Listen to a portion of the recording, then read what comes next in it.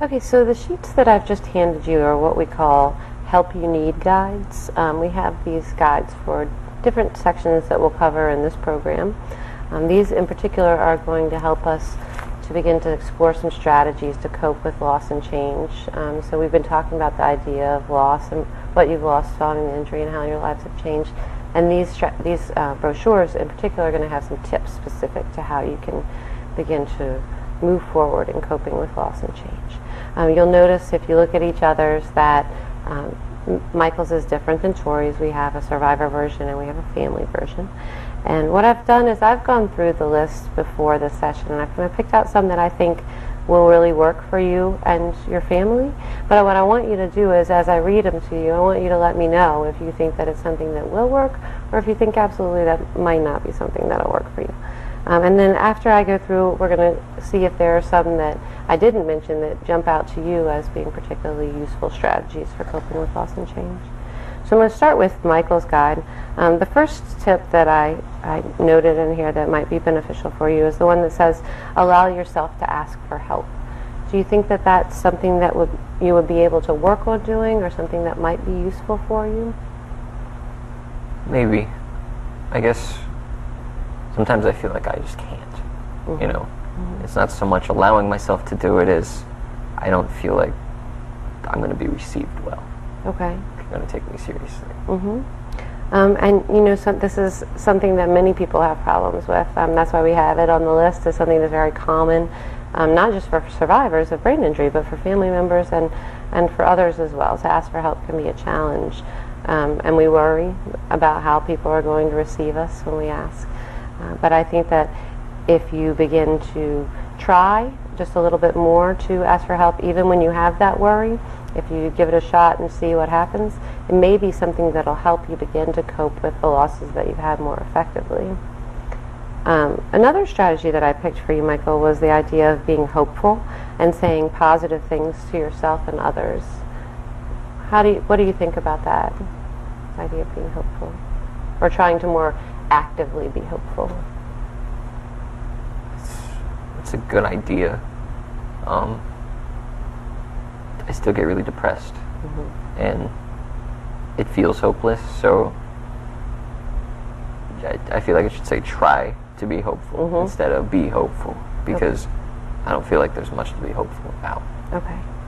I think that's an important point. You know, I think that particularly when we're surrounded by feelings of hopelessness or sadness, it can feel almost impossible to interject hope back into our lives. One of the things that psychologists have found to be true, though, is that people who say positive things and make positive statements are happier people. So at first it's that idea of kind of fake it till you make it. You make yourself say something positive every time something negative comes up. You make yourself sort of counter any negative thought with the positive ones. And at first it's going to feel fake. It's going to feel like it's not real and you don't believe it. But the more times you do it and the more you make yourself say it or think it, it becomes habit. And once it's become habit, it begins to naturally sort of come out of your mouth or in your thoughts. And then it sort of changes the way that you feel. And you begin to sort of move back into that more hopeful place. So I know that it can be very overwhelming to try and not feel genuine at first when you're trying it. But if you give it a shot for me, I think you'll see that eventually it will become more natural than it is right now. Tori, for yours, one of the things that I picked out was that I think it would be helpful for you coping with the losses that you've encountered if you learn to focus on your successes, your strengths, and your resources. What do you think about when you think of trying to do that, trying to focus more on success and strength and what you do have? I think that's a really good tip. I definitely feel like I focus on what's wrong more than I focus on the things that are really good. And I feel like we do basically still have a good relationship. We just have these gnawing problems. But I think that that's definitely something to consider. Okay. All right. So that's another one where you just it has to at first be sort of an active process where you say to yourself, every time you focus on something negative or focus on something you don't have, you force yourself to think of a way that you've succeeded or a resource that you have. And it's this idea of practicing, training your brain to think in sort of a different way. And if you can effectively do that, then you begin to be able to cope with the losses and the grief process. It's not going to make the loss go away, and it's not going to bring back the things that you have to have, but it'll make coping with that a little bit easier to handle. Another one that I picked out for you, Tori, was the tip that says, get to know this different person and try to do fun things together. Is this something that you've tried since the injury, would you say, or not? And can you see it working? Well, I guess I really haven't tried. I think I've just been so preoccupied with just trying to make it, it's something that I would like to do, plan fun things together, but I just don't know how he's going to feel, or it's something that I would definitely like to do.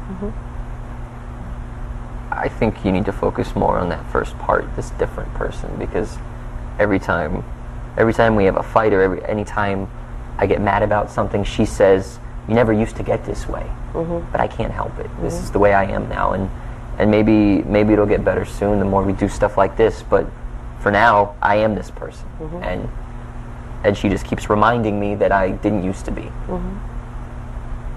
Okay. And I think that's a really important point. And I think that it sounds like, Michael, that you may be a little further along in the process of beginning to see yourself as a person who now has a few different parts of you than you used to have. There are ways that you think about things and ways that you do things that are different than the way that you used to do them.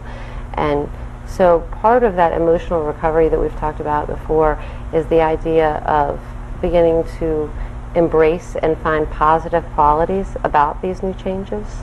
And so this may be something that you all can begin to do together. Maybe, Michael, this can be part of your new role, is to help Tori begin to get to know the new you and get to appreciate the good and positive things about the new you, and that you all can build a new relationship around this new Michael.